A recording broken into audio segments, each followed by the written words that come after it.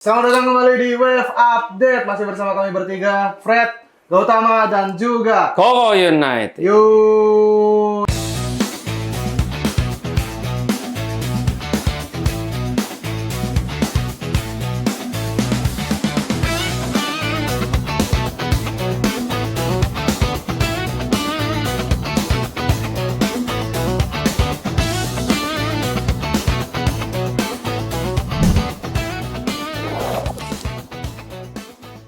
Kita tag sore ini berarti besok adalah final UCL. Final Liga Champion, Final betul. Liga Champions antara Arsenal dan PSG. Jagain mana, Mas? Hah? Jagain mana? Ya masa ditanya. Mas nonton gue, jujur. Mas nonton? Mas nonton. Oh, iya. Gue sih, Soalnya menurut gue sih, Kayaknya jomblang ya, bakal jomblang ya. kayaknya sih bakal menang 2 kali.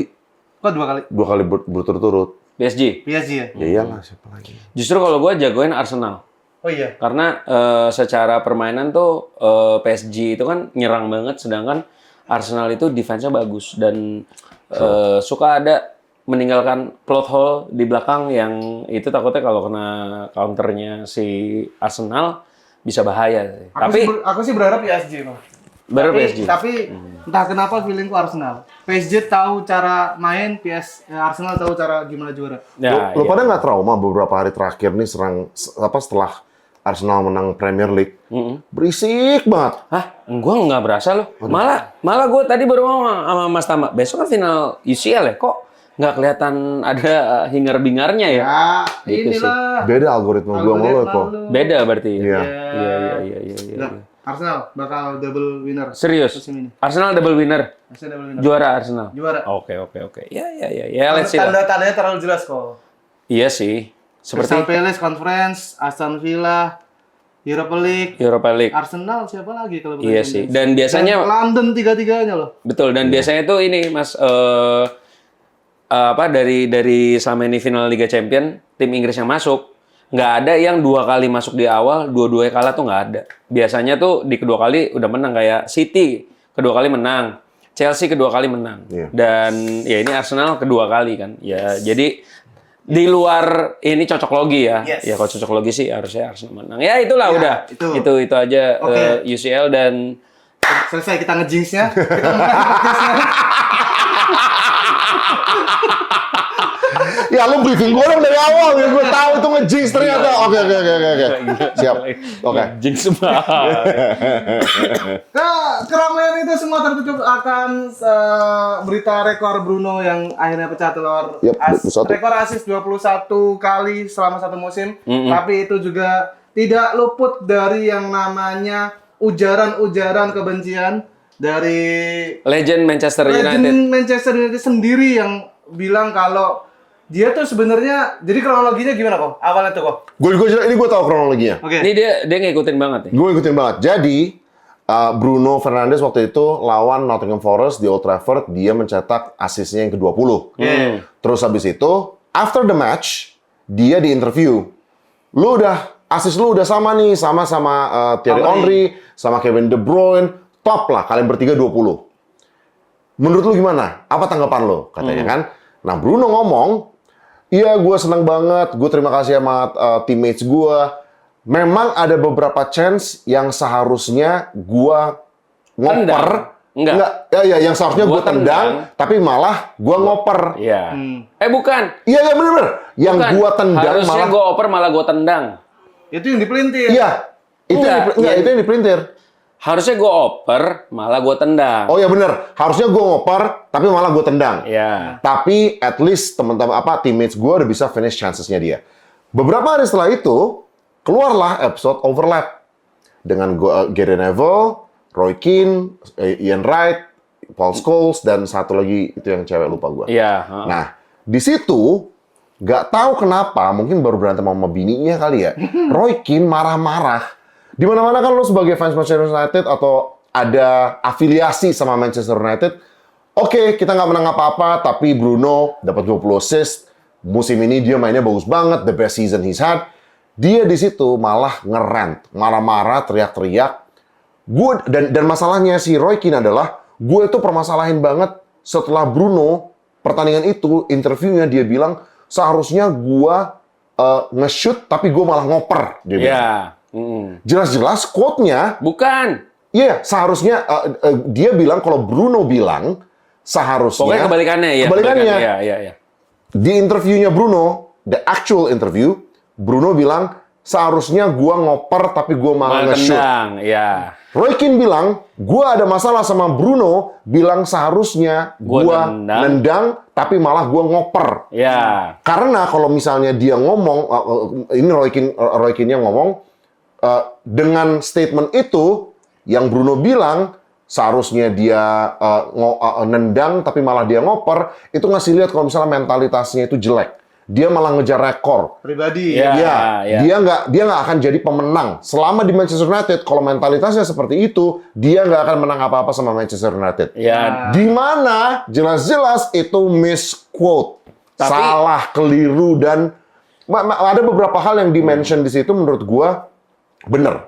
Ya, Kayak misalnya nih, lu kalau misalnya jadi tim, janganlah ngejar individual record, lo ngejarnya piala. Betul. Tapi yang permasalahan gua adalah satu, lu udah jelas, ini ya, orang-orang ini kan udah termasuk jadi jurnalis.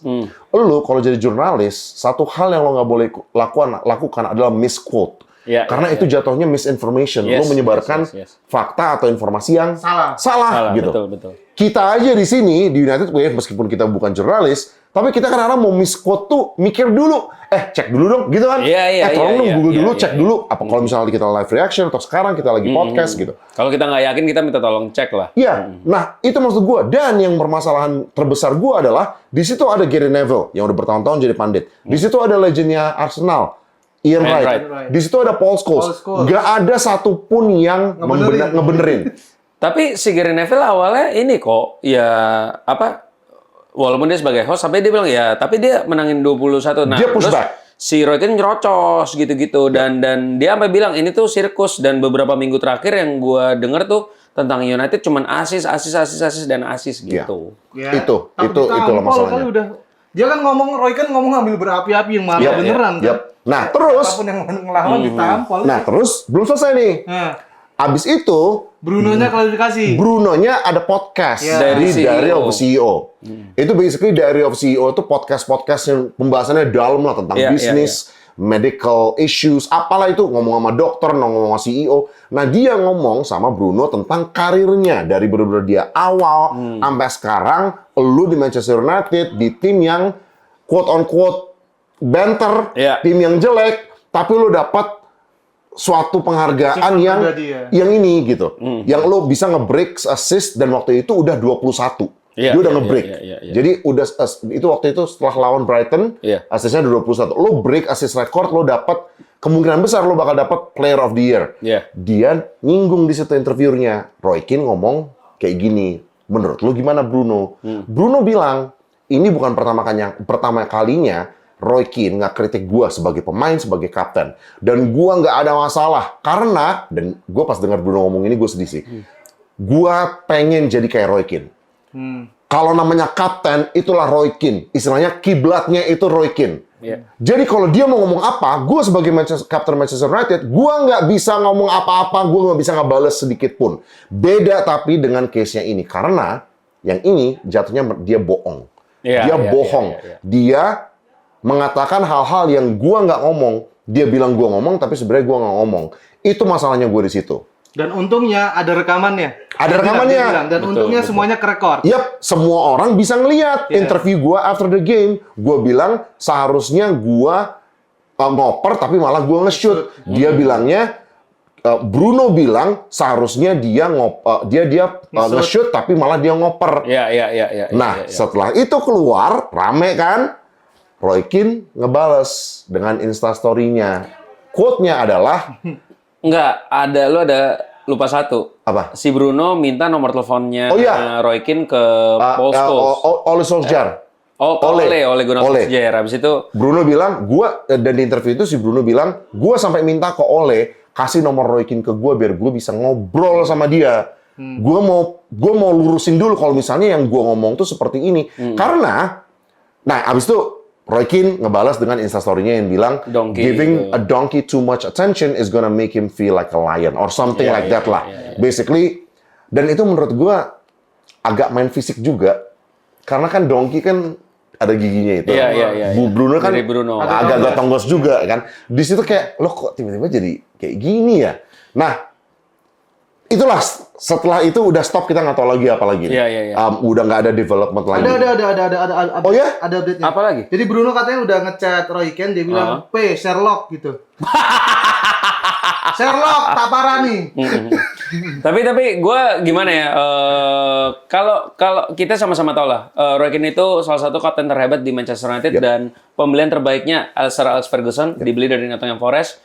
Dia bahkan 13 musim di United. Tapi kan kalau kita mau tarik mundur ke belakang, dia memang kapten baik.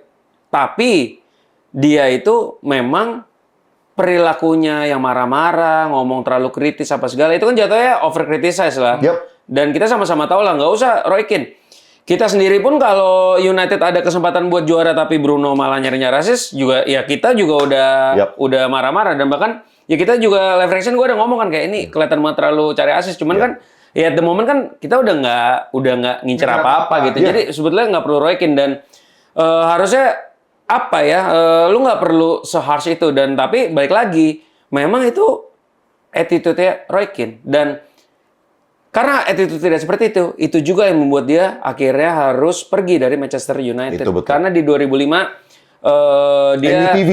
Ya, di November apa Desember gue lupa, dia harusnya akhirnya keluar dari United. Itu salah satu keputusan terberat Ferguson karena menurut dia ya memang Roy Keane hebat, tapi ini nih udah kemana-mana nih jatuhnya nih, dan takutnya anak-anak muda itu bukannya respect malah sama dia tuh jadi takut. Dan yang paling kena itu di MUTV itu si Rio Ferdinand sama Fletcher, yang dimana waktu itu dua-duanya masih muda Masih muda banget. Jadi dan apalagi ada Ronaldo, kita sempat dengar juga kan yang si Roy Keane pecahin handphonenya Ronaldo atau apa, gue lupa tuh, ada gara-gara bunyi itu. Ya sebetulnya menurut gue gimana ya, memang ya pribadinya sih Roy Keane sendiri. Jadi ya susah ngomong lah. Jadi menurut gue udahlah, mulai sekarang nggak usah terlalu dengerin Roy Keane kalau lagi marah-marah. Ya kalau dengar kata-kata bagus baru kita dengerin. Kalau lebih itu udahlah, nggak usah ladenin lah. Ya cuman kalau aku lihat dari sudut pandang orang yang apa ya, kebutuhan industri sepak bola. Benar. Itu podcast kan memang setuju. Ada untuk dapat beberapa engagement. Ya bukan, beberapa point of view dari yang dikumpulin itu pasti punya betul. Betul. Scholes, Ian Wright, Gary Neville, si Roy Keane juga. Nah, ya yang dia bawa memang wataknya seperti itu, untuk dia jadikan point of view melihat semuanya. Orang yang keras. Iya. Roy Keane itu orang yang keras, memang ya as a Roy Keane aja. Yang keluar dari Roy Keane ya memang nggak dibuat-buat. Iya, memang begitu. Dia kalau salah pun dan dia berlagak kalau dia benar dengan dia upload instastory itu Roy Keane banget. Tapi dia nggak berusaha jadi orang lain. Ya tapi tetap menurut aku sih nggak manusiawi sih, Mas. Kayak salah terus aja di mata Roy Keane gitu. Bahkan Gareth Pique tuh sampai ngomong kan, legend-legend United ini tuh sepertinya selalu marah-marah, ngata-ngatain pemain-pemain karena mereka mungkin takut kejayaan mereka tuh legasinya bakal dibalok, terlupakan karena mereka. Contoh deh, legend-legend Barcelona selalu ini kok itu juga nge-praise pemain-pemain muda Barca. Tapi itu narasi yang cukup tajam juga sih. Siapa? Si Pique. Iya, narasi yang cukup tidak berdasar juga loh ngomong kayak gitu. Karena lo salah, itu maksud gua. Lo salah nge-quote gitu loh.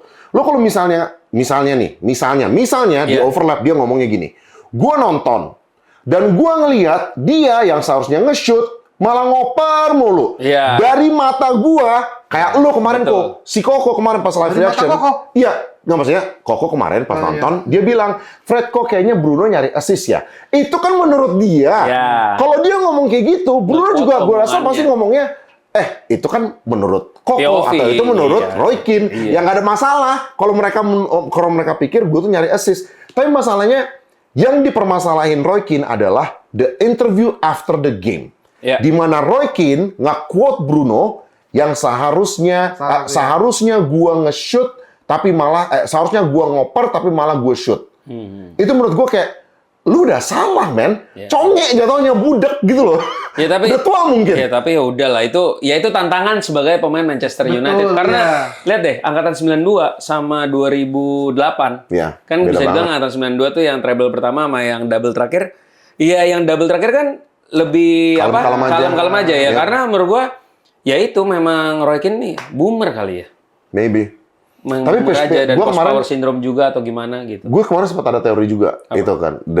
Treble winning 99 season, itu semua bete sama Michael Carrick, yang 07-08 Champions Winning League, Support banget. itu support banget.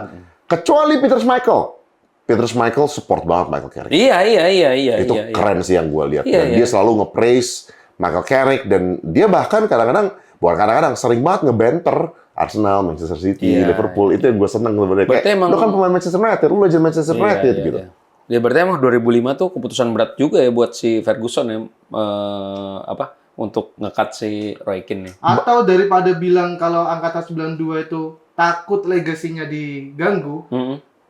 mungkin dia ngerasa standar United tuh harus kayak 92. Ya, maybe. Mereka ngerasa semuanya. Nah, yang kayak ini Tapi nggak bisa lah. Nggak Tapi ini. nggak bisa. Nggak bisa. 2026 gila.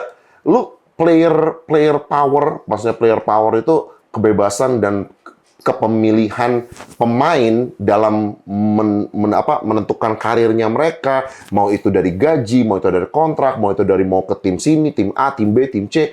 Itu sekarang udah beda banget dari zaman Iya. 95. Iya. Nggak bisa, men. Social media salah satu hal yang itu banyak orang mikir cuma sosmed. Sekarang gila, banyak pemain class of 92 yang bilang kita dulu dikritik jurnalis juga kok. Kagak, nggak kayak sekarang. Sekarang itu 24 jam lo dikritik sama bukan jurnalis, sama random orang yang followersnya banyak, yang mungkin mereka punya bias sama Manchester United. Mereka akan cari-cari dan bikin konten anti Manchester United. Yang kalau lu nggak punya mental kuat sebagai pemain Manchester United, lu bakal kena. Seperti Garnacho, Ya. Sancho. Pemain-pemain kayak gitu yang ikut jadi part of the meme, part of social media.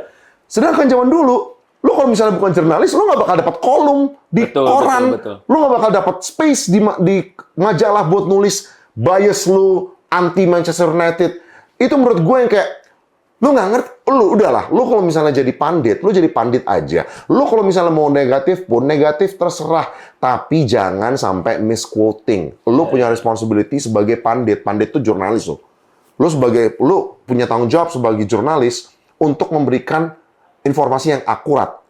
Ini aja itu aja nggak bisa. Terus kredibilitas lu untuk membuat opini itu seharusnya sih menurut gua udah jadi udah hilang. Di saat lu nggak bisa akurat ya memberitakan suatu news gitu. Dasarnya udah salah. Dasarnya udah salah, Iya, lu seharusnya udah nggak ada lagi. Iya. Harusnya Harusnya lu say sorry lah. Iya, harusnya sorry. Udah Sorry ya, kelar, gue misquote. iya. Atau nggak gini, gue pengennya Roy Keane ngomong, kalah jatuhnya. gue pengennya gini, Roy Keane ngomong, oke, salah gue misquote, tapi gue tetap firm mengatakan, kalau misalnya lu tipe pemain yang nyari individual awards, lu nggak bakal kemana-mana sama Manchester United. Ya Itu udah. gue terima. Iya. At least lu say sorry karena lu misquote itu menurut gue. Ya, ini Iya, yang itulah. kita hadapi ya Roy Keane lah. Ya. Iya. Ya, aku yang bilang dari awal, Roy Keane just being Roy Keane. Kita nggak bisa nuntut Roy Keane melakukan sesuatu yang kita inginkan. Dan dulu ternyata, ini kan kita mau Piala Dunia ya. Even Alex Ferguson aja nggak bisa ngatur dia. Iya, bener. Ini kan bentar lagi kita mau Piala Dunia. Dulu Roy Keane pernah cekcok juga sama timnas loh. Timnas Irlandia. Irlandia. Yang dia sama Waktu dia jadi McCarthy. pelatih. Bukan. Bukan. Dia jadi pemain, terus habis itu dia bete karena fasilitas training si McCarthy, dulu coach lama tuh dulu, Iya, tahun 2000-an. Itu pas dia jadi coachnya timnas Irlandia, Roy Keane waktu itu ikut training, terus habis itu pas training dia ngeliat fasilitasnya nggak bagus apa segala macam, pulang bre.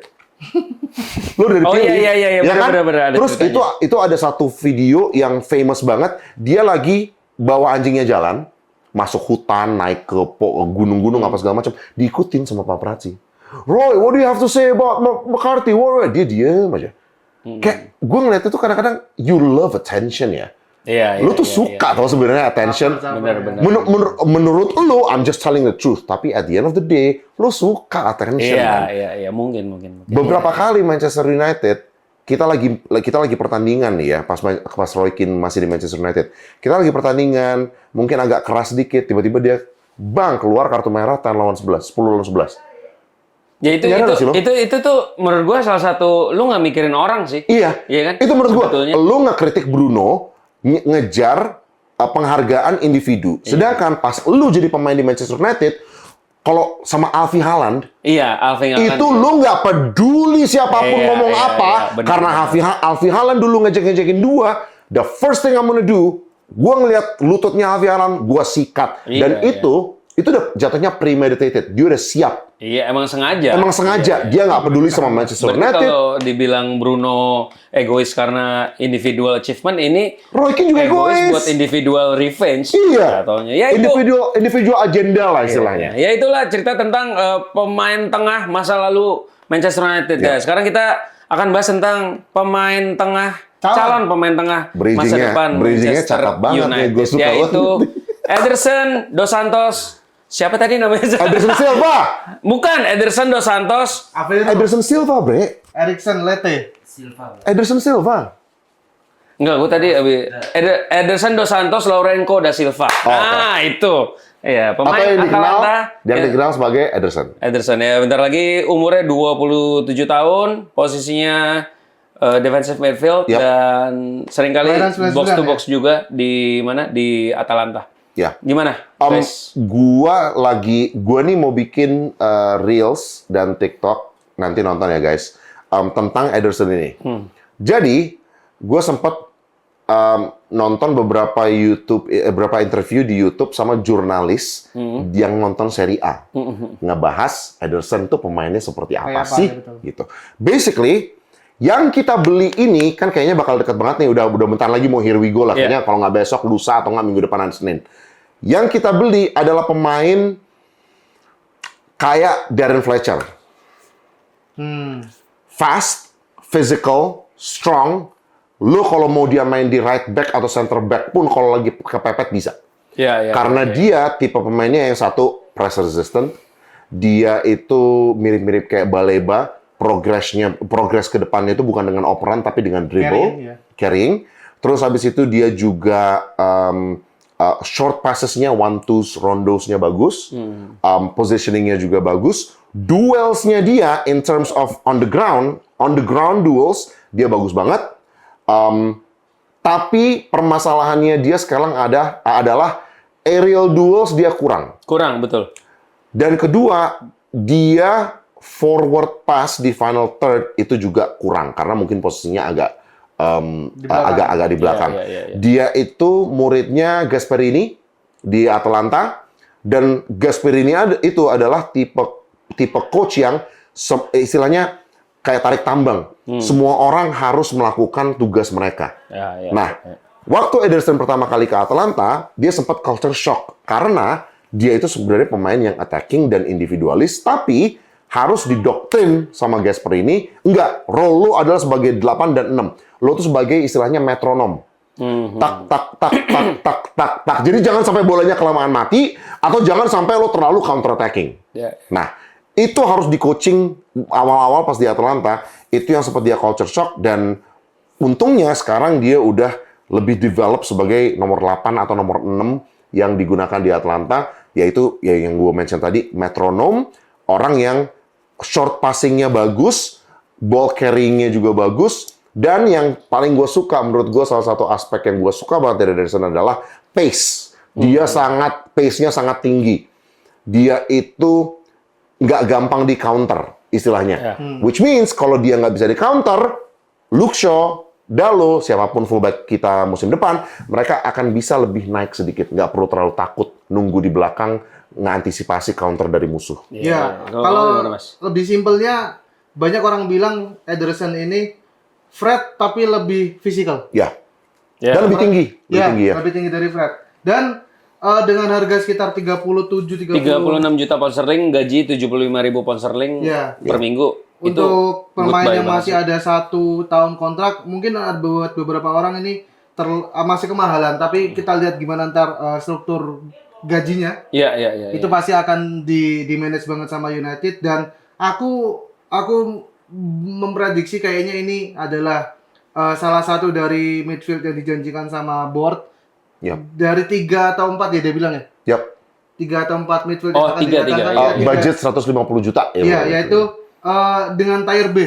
Yap. Squad player. Ini adalah kalau untuk squad player aku oke banget. Kan 80, 40, 20 waktu itu Ya, aku terakhir. oke banget. Karena kita akan main di 4 kompetisi musim depan dan dengan didatangkannya Ederson secepat ini, belum ada 1 bulan atau berapa minggu dari liga selesai. Baru 5 hari. Iya, makanya secepat ini progresi untuk cari pemain lain itu pasti akan lebih cepat lagi. Benar. Sama kayak Kunya musim lalu. Ya, Iya. Cepat kan, langsung ya. tak Kunya dapat. Oke, udah dapat 1, yuk kita follow. Dan yang lain. memang menurut aku juga ngincer sebelum Piala Dunia dimulai ya. Karena takutnya kalau habis Piala Dunia tuh antara 2 kan, melambung Here we tinggi. go.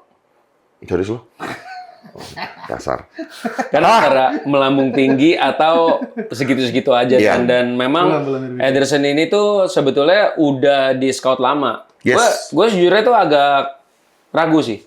Gue takutnya Atalanta scam. Me Karena Højlund terakhir juga ya nggak going well menurut gue. Dan Amad Diallo ya masih muda waktu itu dibeli. Dan ada beberapa penjualan Atalanta ke tim Italia lain pun juga nggak went well gitu. Dan ya gue agak ragu, tapi berkaca pada pembelian Manchester United musim lalu yang dimana Lamens, Cunha, Mbeumo, Sesko Jalan semua. dan kecuali Diego Leon ya karena emang ya Belum masih main. muda, Iya. itu tuh 4-4-nya menurut gua ya oke semua sih, nggak ada Apalagi yang lo gagal. mau dari mereka, Iya, nggak ada yang gagal. istilahnya Jadi gitu jadi menurut gua ya kita lihat aja lah.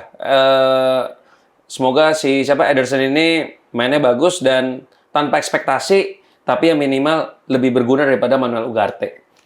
Itu sih kayaknya jelas. Itu sih kayaknya pasti kok.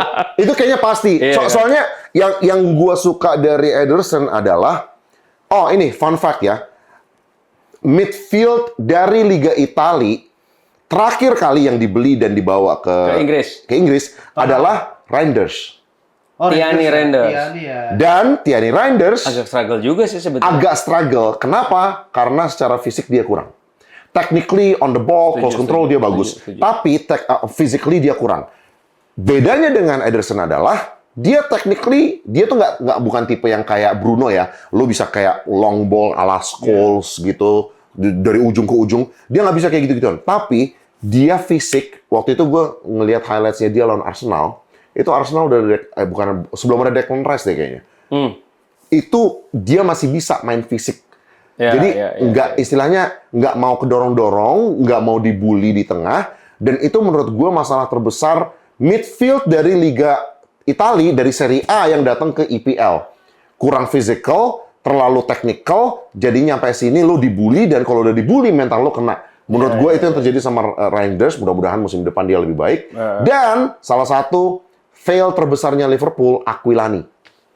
Dulu Aquilani, Dia AM kan Aquilani ya. iya, tapi again physically kurang. Chiesa juga. Chiesa juga. Kurang. Banyak pemain-pemain dari Serie A yang memang secara fisikal kurang. Nah, Tonali beda. Tonali physical. Bagus sih, iya sih. AC Milan, karena itu yang menurut gue kalau dari liga-liga tertentu hal yang harus dicari itu apa sih? Kalau menurut gue dari Serie A, kalau misalnya mereka bukan pemain fisik, mendingan lo nggak usah beli. Iya. Karena nyampe di sana aja lo nggak main fisik, gimana kalau di sini? Iya gitu. sih, benar. Sedangkan Terbang, Ederson, bisa tabrak-tabrak. ya, sedangkan Ederson di Serie A itu adalah pemain yang lumayan fisik dan enforcer ala-ala enforcer. Jadi nyampe sini kayaknya fitnya bakal oke. Ini pemain Italia yang failed di kita ya cuman Taibia aja kan waktu itu kan. Matteo Darmian ya oke aja. Darmian lah. UEFA League kok European. Eropa.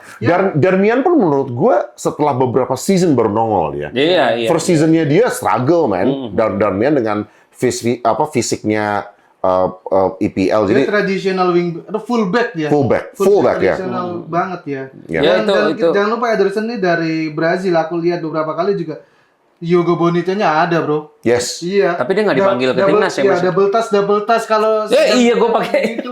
Iya, tapi nggak dipanggil timnas. So apparently Ancelotti kayaknya mungkin satu hal yang dilihat Ancelotti adalah cara mainnya Ederson yaitu ya anak asuhan Gasper ini very systematic. Ya. Kayaknya dia kalau ditaruh di tim yang gue pengen, kayaknya susah nih. Nah, sedangkan Fabio Capello itu ada satu interview dia, kata-katanya tentang Ederson bunga-bunga Fabio Capello. dan cantik-cantik ya.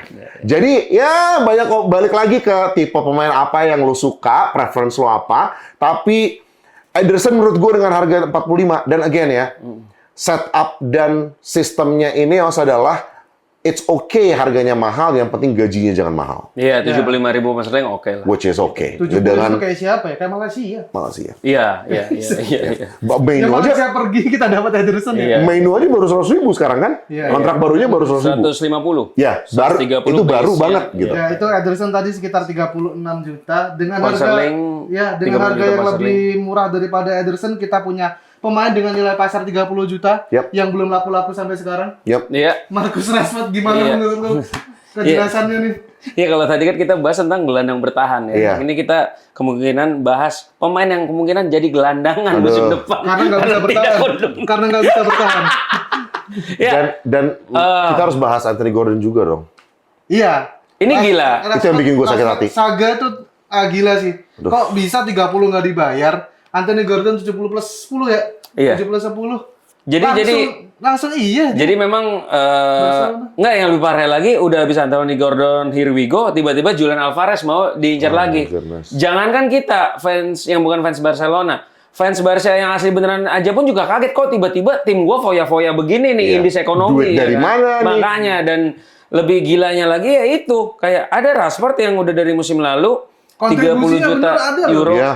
Memang masih berkontribusi banget, tapi sebetulnya kalau lihat permainan dia tuh masih tetap males mundur sih. Masih tetap Males Rashford, mundur. ya. Dan sedangkan Anthony Gordon, lu mau suruh dia pressing, attacking, mundur, dia mau gitu. Dan But at least apresiasinya dong. nah, Iya. itu dia. itu Dan tebus dulu kek. Betul, Kok dan- tiba-tiba diloncat. Anjir kayak dilantai. Iya, iya, Lu kacau punya sih. adik nih. Adik Iya, lu nikah iya. duluan begitu. Dan dia nggak minta izin lagi. Gak izin sama lu. iya sih, nggak izinnya itu yang Nggak parah. izinnya itu. aneh banget. Lu mau Pak. ngelangkain nggak apa-apa, Dan bahkan izin setelah dulu. dia habis berterima kasih sama Barcelona dan Hansi Flick karena Udah dibikinin story. di masa sulitnya, di masa sulitnya udah nolong, tapi begitu kayak gue sih kalau jadi Rashford, gue merasa gue udah nggak punya harga diri sih. Iya. Kayak gitu. Dan lebih parahnya, ada beberapa media outlet yang memberitakan Rashford mau dibeli sama Barcelona itu siap motong gaji. Iya. Dia Betul. kayaknya aku pernah denger dia udah siap potong gaji loh. Itu. Udah. Masih mau belum. loh. Sambil Dan ngomong, sedangkan aku masih belum beli. baca ini nih, baca ininya. Tapi kalau Dibelinya kita mau dari ambil Gordon. sisi positifnya, ini akan jadi apa namanya? Tamparan keras buat Rashford kalau dia tuh sebenarnya bukan siapa-siapa, men. Betul, Dia setuju. nggak bisa kayak gimana.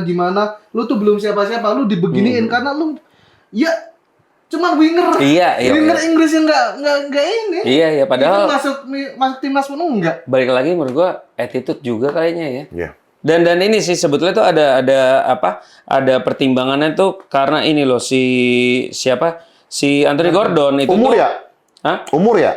Iya, umur, tapi untuk secara cost Anthony Gordon tuh kan 70 juta dan Iya. gaji Berapa dia tahun tuh?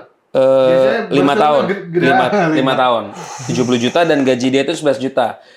Jadi 70 dibagi 5 kan 14, ditambah gajinya 11 itu sama dengan per tahunnya itu biaya yang keluarin sama Barcelona 25 juta euro. Sedangkan Rashford dengan 30 juta gajinya minta 14 juta. Biaya yang harus keluarkan sama Barcelona itu 24 juta euro. Emang lebih murah, tapi kan ya lagi-lagi ini kan kalau ngomong bisnis ya emang lebih cuan datengin Anthony Gordon gitu. Dan bisa ada sell on-nya juga, ya kan bisa dijual lagi. Iya. Ada return investment-nya di situ. Tapi menurut gua itu jadi kayak istilahnya ya, kalau gue bisa kasih satu pesan ke Rashford, satu-satunya tim yang sebenarnya masih cinta sama lo cuma United. Yes, bener. Oke, sebelum kita tutup, menurut lo kalau Rashford akhirnya nggak kemana-mana, masih menerima dia di United? No. Lo nggak? Oh iya. Gue iya lagi. Seperti yang dikatakan kalimat terakhir dari Bang Fred. Enggak, kita sayang sama lo, tapi bukan berarti kita siap buat menerima lo, karena 2026,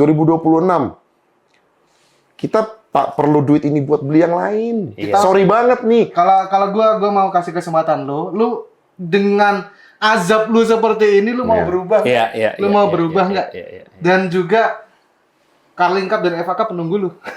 Iya. Kunya nggak bisa digoyang ini. Iya. Kunya nggak bisa digoyang. No, man. Sorry banget. Ya oke lah, sekian podcast kita hari ini. Menurut lo orang gimana guys? Kita ini deh, Ederson kira-kira akhir minggu kapan?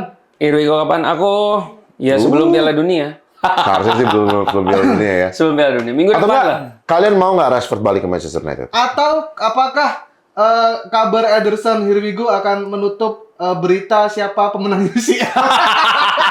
Karena barengan.